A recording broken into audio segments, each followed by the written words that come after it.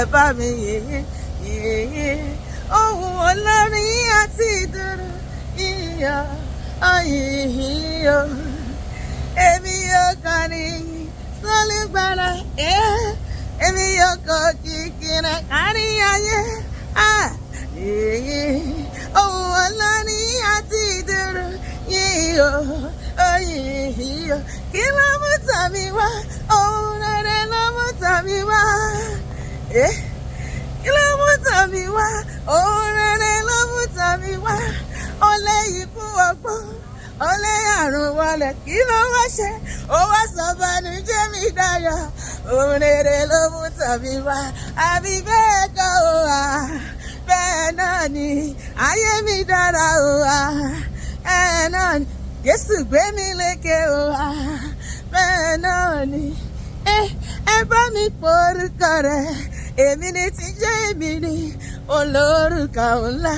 Èmi ni màá ṣe bẹ̀rù fíjó rẹ̀ porúkọ bàbá. Èmi ni tí jẹ́ èmi ni olórúkọ ńlá. Èmi ni màá ṣe bẹ̀rù olórúkọ lálálá ńlá.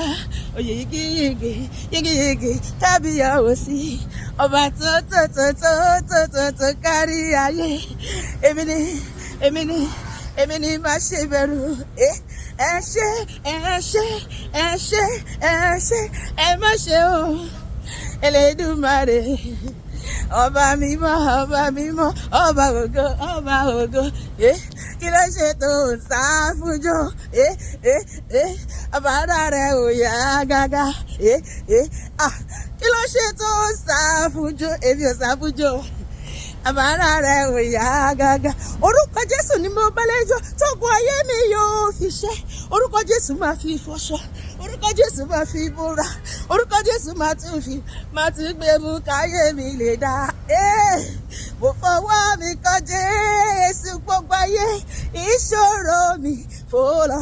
Mo fọwọ́ kan bàbá, mo fọwọ́ mi kọ Jésù, ìṣòro mi fò lọ.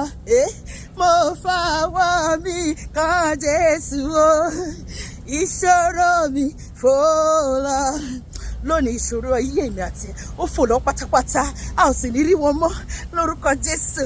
Àmín.